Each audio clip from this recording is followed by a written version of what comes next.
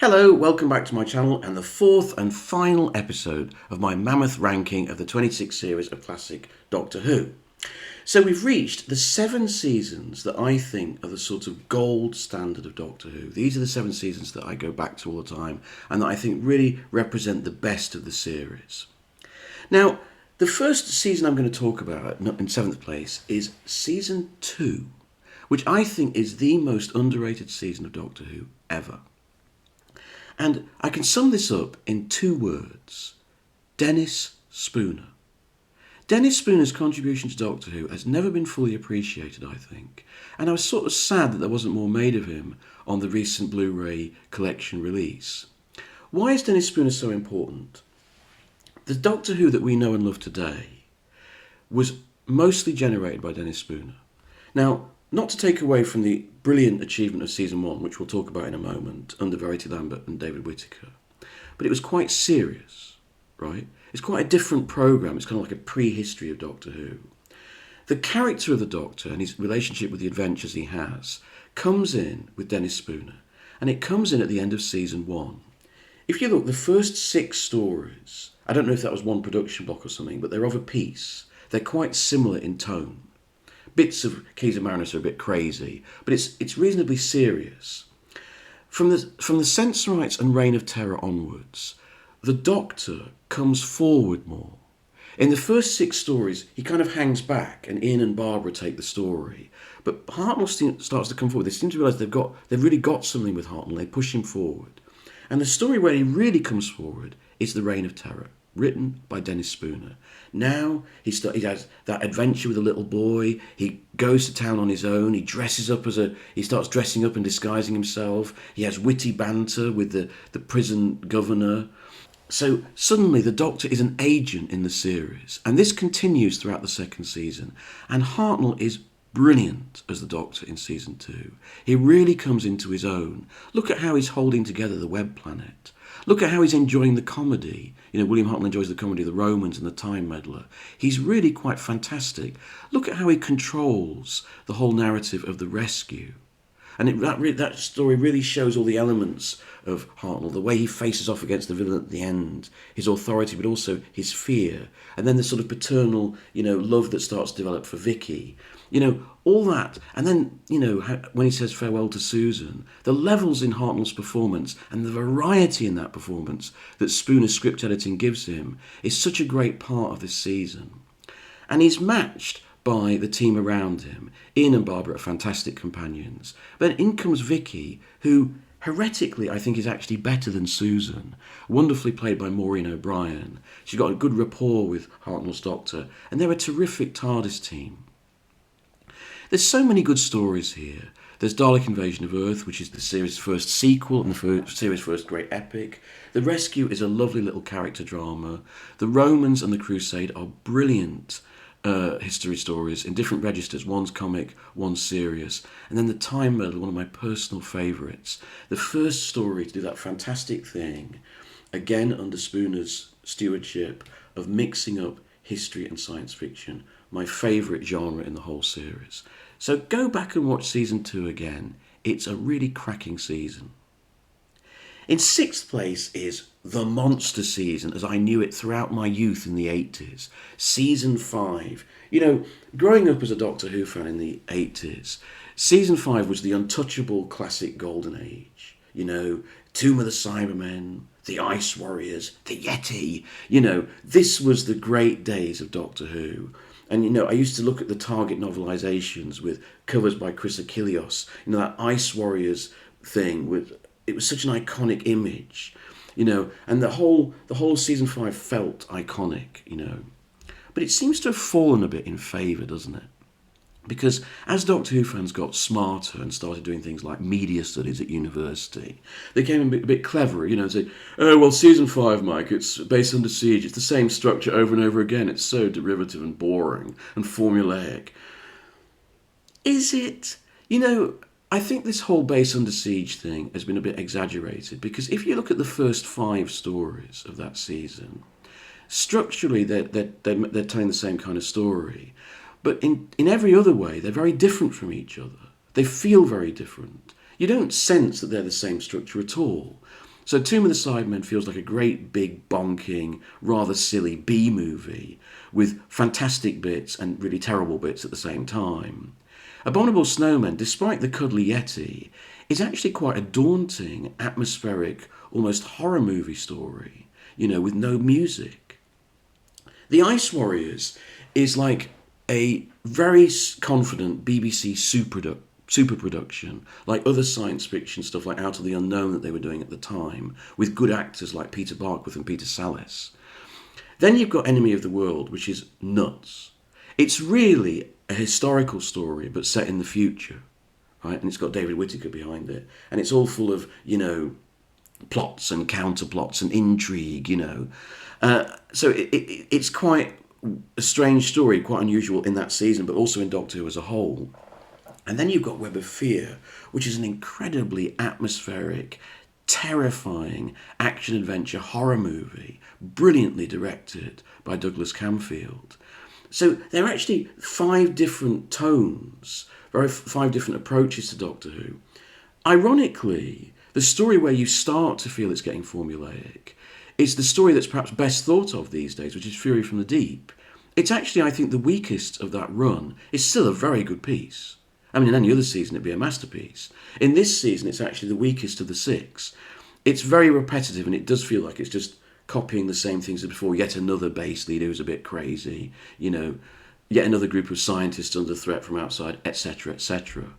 But it still has incredibly memorable moments. The moment when, the woman walks into the sea at the end of episode 3, one of the most haunting and strangest images in Doctor Who. So it's still a great story. So I think this season is incredibly entertaining. I don't care that the actual story plot structures are the same. The feel of each story is quite different from the others. There's a rich group of characters, wonderful monsters, and Patrick Troughton is absolutely at the apex playing the Doctor. Look at his performance in The Ice Warriors, opposite great actors like Peter Barkworth. He's really superb. I love that scene when he goes to the sort of chemical creator and he puts in the thing and it pulls out a fluid, and Jamie goes, "What's that, Doctor?" And the Doctor drinks it, says, "Water," and chucks it over his shoulder. That moment is just a little moment, but Troughton is absolutely owning the part just there. He's in total control. On to my top 5. In 5th place, season 12. Now, this season may be coming 5th, but I think in terms of my feelings towards the series, my sentiment towards the series, this would be my number 1. I think this season is the beating heart of Doctor Who. First of all, the greatest Doctor, it's his first season, and you're watching Tom Baker coming to terms with the part, and that is so beautiful and exciting to watch. Secondly, his team. Him, Liz Sladen, Ian Marter, the Doctor, Sarah and Harry. Dream team. Just fantastic together. They're so good together. Revenge of the Cybermen, the weakest story of the season, but maybe their best story as a group together. They make it work. They make that story enjoyable. You're watching them all the way through. So good. But then, what I really love about this season is this. Here is the most alien of Doctors, and yet the whole season is about humanity. The arc in space is what it means to be human, what it means to fight to be human, as they're taken over by these Wirren. The Sontaran experiment, these Galactic astronauts are being persecuted by this one alien, and one of them has betrayed the others, but they still try and save his life, as the alien is sadistically experimenting on them. Then you get Genesis of the Daleks, the creation of the ultimate enemy of the Doctor, the ultimate inhumanity of the Daleks, and how it starts. And we get the introduction of the greatest villain in the series history, Davros. Not the Master, Davros. Davros is the Doctor's true nemesis, because he is the Doctor's true equal, because he has an equal and opposite philosophy that works. It actually has a logical and emotional validity to it. And that's why Davros is so frightening, because he absolutely believes in it, and he'll absolutely pursue it. He'll even sacrifice his own people, an extraordinary scene, to make it work. And that, the Khaled scientists grouping together saying, we cannot go on like this. We could succeed, but we mustn't succeed like this. The stakes in each of these stories is so high. what it means to be human. Revenge of the Cybermen lets the side down a little bit. But that's one of the reasons why I love this season. It gets to the heart of what Doctor Who is all about. I think that's why it was the first season that came out on Blu-ray in the collection series. I think that's why it was the first season that had a script book published with all its scripts in it. This season is special. It may not be consistently the best season. Robot is fun but a bit all over the place. Sontaran Experiment is beautifully directed but a bit slight, has a bit of a daft ending. Revenge of the Cybermen is very flat. Doesn't matter. The whole is more beautiful than the parts. I love this season. In fourth place, though, is the season after it, season 13. Now, season 13 is the biggest crowd pleaser season of all. I cannot believe there's any fan out there who doesn't like this season, because it's got something for everyone. It's got a bit of gothic horror, it's got good adventure, it's got good action stories in the two Douglas Camfield stories, Terror of the Zygons and Seeds of Doom, which are the best directed stories up to that point, and maybe in the whole of Classic Who. It's got the best Doctor companion team in Tom Baker and Liz Sladen. They're at the height of their game. They just work together so beautifully. Liz Sladen is the best companion, in my opinion. So everything is just clicking. Philip Hinchcliffe has got his feet under the table, knows exactly what he's doing. He's drawing together the best directors, the best designers. He's got a brilliant script editor. Every story is a winner. I like the Android Invasion.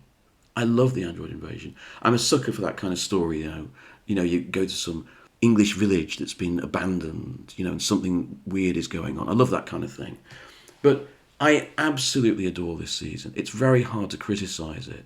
I will admit that it's a special season for me because it's where I came in. My first ever Doctor Who story as a very, very small child was Planet of Evil. My first memory is the end of episode 2 where the Doctor falls into the pool, and I vividly remember the following week when he keeps falling through space. And that sort of chimed with dreams I had as a child of falling. I always remember that. There's so many fantastic images. The mummies walking through the woods, the crinoid pod opening up and the little thing coming out to get to Sarah's arm. The cliffhangers of Brain of Morbius, which are really horrible. Genuinely morbid. This is an incredible season. Very hard to fault. But I've picked 3 more seasons above it. My third place season is season 7.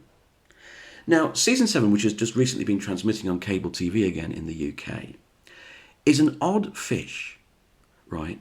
It was devised by Derek Sherwin. Derek Sherwin does not get anywhere near enough credit for this season. It's always credited to Barry Letts, but really Sherwin set it up, conceived it, and it's really, the whole feel of it is his rather than Barry Letts.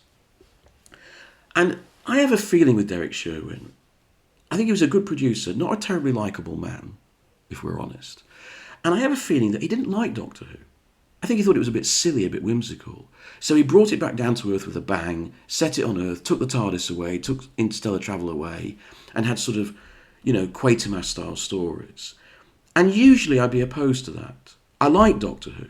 I like its whimsicality. I like it going to all sorts of places and times. But the reason why season 7 registers so highly is because it's so damn good. Every single episode, 25 episodes, every single one is a winner. Every single episode feels brilliantly tightly directed, great production, great writing.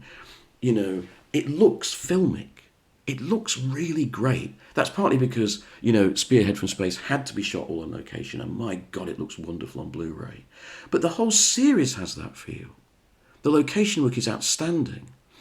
And what I also think is this. Pertwee in his first season is brilliant. He's as good as any Doctor there has ever been, in the old series or new. He's absolutely superb. If the other series of Pertwee were lost, and we only had this, we'd be rating Pertwee as the best Doctor. He's got such authority right from the beginning and charm. You absolutely believe in him. I think that's the reason why I think Capaldi partly based his performance on this season 7 Doctor. Each of the stories has got a strong narrative hook. The brilliant invention of the Autons, these animated plastic, and the shop dummies coming to life in Spearhead from Space. The Silurians are an ingenious concept. Instead of having some aliens from outer space, they're from inner space. They're from from history before our time. This planet was theirs. That's a great moral dilemma for the Doctor to negotiate. Ambassadors of Death. Some people don't like this story. I'm hugely fond of it. Those weird astronauts walking towards you with that music, that boo, boo music, very haunting. And I think Regan is one of the most underrated villains. He's a real bastard, isn't he? Very well played. And I like the setup of the whole story. I like the realism of it, and I like the setup of it. And then Inferno. Absolutely incredible. It's pretty good when it's a kind of eco Doomwatch thriller with them, burrowing into the Earth. But then it goes into orbit when you go into the alternative Earth scenario, which is just incredible. Absolutely amazing. And Pertwee and the situation he's in this unit world is the perfect Doctor to be thrown into that environment. So I can't fault this season on any level. As television, it's A1. And that's why it comes so high on this list. In second place, I'm picking the very first season with William Hartnell. This is a great season, but I think we take it for granted. I think we take for granted the genius of all the things that were achieved in this season. Just look at how those first 6 stories set up the whole of Doctor Who and how clever they are in setting it up. We have that incredible first episode, that ingenious moving out from normal, English life in a junkyard into a cupboard, and suddenly the whole of space and time opens up before us. But it's frightening. When Ian and Barbara first go to that world of the cavemen, it's a terrifying adventure. They're desperate, they're frightened. It's not like the new series where it's all, let's go out into space, and isn't it fantastic? Oh yeah, which I find a bit irritating. I prefer that reality, that terrifying reality of confronting who we were in prehistory, almost animal-like, I think that first story is hugely underrated because not only does it set up, all the genius ideas of the TARDIS and the design of the TARDIS and who the Doctor is, but that first caveman story, which most people dismiss, the most important element of it is it sets up the reality of the series. Doctor Who is often conceived as sort of pantomimic and silly. It's not. At base level, as Patrick Troughton said, it's a drama series, and that first story tells us so. And then the second story, the Daleks, we take for granted. Now people are fond of saying, I think the first Dalek story is a bit, overrated. Later Dalek stories are much more interesting. But you're missing the point. The point is that it was done in the first place, that the Daleks and who they were conceived by Terry Nation. And what Terry Nation did is that thing which is so hard to do in science fiction and fantasy literature, but we take for granted when it happens, and that is to create a modern myth.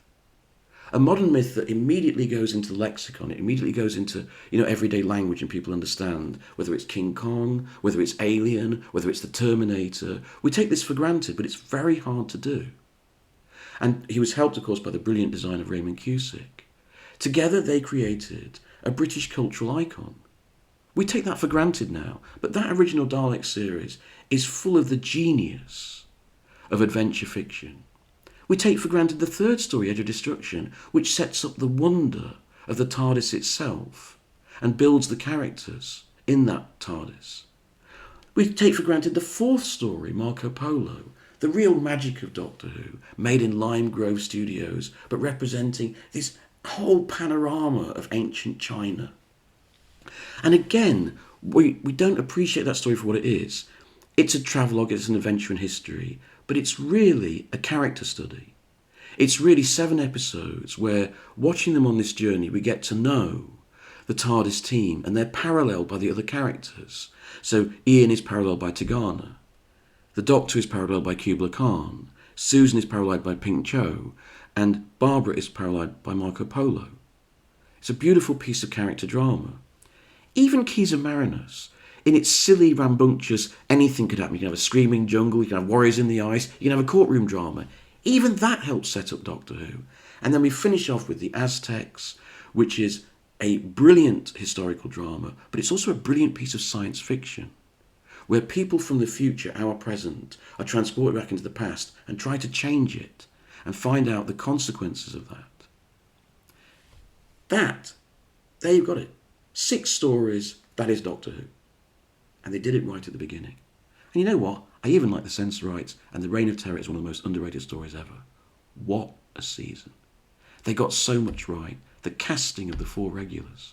Hartnell is brilliant, but so is Jacqueline Hill, so is William Russell, and Carol Ann Ford is misused, but she's got a wonderful alien quality to her. I cannot rate it highly enough. It is brilliant, brilliant television. But there is another season that I've picked as my favourite of all time, and that is season 14. Now, where do I start with this season? First of all, the run of stories from Deadly Assassin through Face of Evil, Robots of Death, Talons of Weng Chiang, Horror of Fang Rock. Okay? Best run of stories in the series history. No question in my mind. What we've got here is we've got a team. Philip Hinchcliffe, Robert Holmes, Tom Baker. They're at the top of their game. They're 3 seasons in, they've got their foot under the table. They're not getting less ambitious, they're getting more ambitious, and they're getting more confident. The storytelling is brilliant. The writing, the production, the design teams like Roger Murray Leach are at the top of their game. And what you get is the best of all worlds. So you get Tom Baker is now the best Doctor ever in this season. He's hitting every note. He's very funny and witty. He's dark. He's frightening. He's intriguing. He's everything, right? You get 2 stories with him with Liz Sladen, lovely Liz Sladen, greatest companion ever. Then you get a story with Tom Baker on his own. I love that. I actually agree with Tom Baker. We should have had more of Tom Baker on his own. He's quite good at that, you know. And then you get him with the second best companion ever, which is Leela, my first fantasy female, I'll be honest. And you also get that point where Tom and Louise Jameson weren't getting on, but that tension, creative tension, actually adds to their character on screen. So you get the best of the Doctor and Leela. And you get all that in one season. Two great companions for the price of one. What else? So much to talk about with this season. The brilliant double bill of The Mask of Mandragora and Face of Evil, 2 very underrated stories, which are very important to me, because they're the Doctor versus God. The Doctor versus religion, the ultimate secular stories, probably the 2 most intelligent stories of the classic series. Face of Evil often gets dismissed as the story that just introduces Leela. It's actually the most complex and satisfying science fiction story in the entirety of Doctor Who. Go back and watch it. This is a story where it's because of the Doctor's mistake. So that undermines our sense of the Doctor as a kind of godlike hero, right? The computer has gone mad and starts to believe it's him, right? The genius of the story that this crazy god, it's not like a mad computer in a Star Trek episode, it's actually the Doctor himself. That is a brilliant idea, and that it's played with by Chris Boucher so cleverly. I love that scene where the Doctor, transmit this message to Neva saying, "Do this, Neva," and Neva goes, "Yes, Doctor." One of the great moments of Doctor Who, where the priest, his faith has gone, and he suddenly sees the reality, and it drives him mad. Those 2 stories, Mask of Mandragora and Face of Evil, where the series it's at the height of attacking organised religion, are very important to me, sort of intellectually. Then you get Hand of Fear, a great big bonkers, Bob Baker and Dave Martin script with loads of silly ideas and daft bits in it, and it's tremendous fun, and we have a lovely farewell to Sarah Jane. Deadly Assassin, the greatest Gallifrey story. I know a lot of fans don't like Deadly Assassin because they think it sort of undermines the Time Lords. That's what it should do. We shouldn't admire the Time Lords. We shouldn't think that they're fantastic people. The Doctor ran away from them. The Doctor ran away from them because they were corrupt. Robert Holmes gets it brilliantly. The Doctor ran away from this group of people because he was bored. Because they with all their superior powers, they put themselves in a dead end. Being superior and lofty is not interesting. All it leads to is decadence and corruption. That's why the Doctor went. That's why it's a brilliant story. That's why it's so much more interesting than all this crap that we have to put up with now, like the Timeless Children and Hellbent and all that bollocks that Moffat came up with. The Wraiths. Oh, God, I can't even bother to remember it all. It's so awful. Holmes did it very simply and got it right first time round. And then at the end of the season, you have Robots of Death and Talons of Weng-Chiang, which for me are the two greatest stories of all time. I just think they are the pinnacle of the series as a BBC drama series with good production, good directing, good acting, good writing, great characters, eminently quotable lines. Every line of dialogue in Talons is quotable. I think that Talons, these days, it's fashionable to hate it, because it's racist. It's not. It's hugely fun, and for me, it is the single best Doctor Who story in terms of TV production. My heart is with Robots of Death, if I'm honest, right? That's the story I've watched the most in my life. But Talons, I think, as a piece of television, is the height of the series. There's just nothing wrong with it unless you insist on being a bit of a, politically correct martyr. Then it's absolutely superb. The writing, the dialogue is brilliant. The characterization is fantastic. The direction by David Maloney, Roger Murray Leach's sets and the design. Okay, we'll forget the rat. The acting, the characters so strong that they could even have their own spin-off. I mean, again, the same is true of Robots of Death, right? This is an extraordinary season. I think this is the high watermark of Doctor Who. So there we go. We've reached the end of this mammoth run through of the 26 seasons of Doctor Who. I would love to hear your own rankings. Just think, 80s fans, you can take your revenge on me. Pertwee fans and Barry Letts fans, you can take your revenge on me. Though please be nice. I don't want any horridness or abuse. But I'd love to hear your own rankings and your own reasons. And thanks very much for following this mammoth epic story.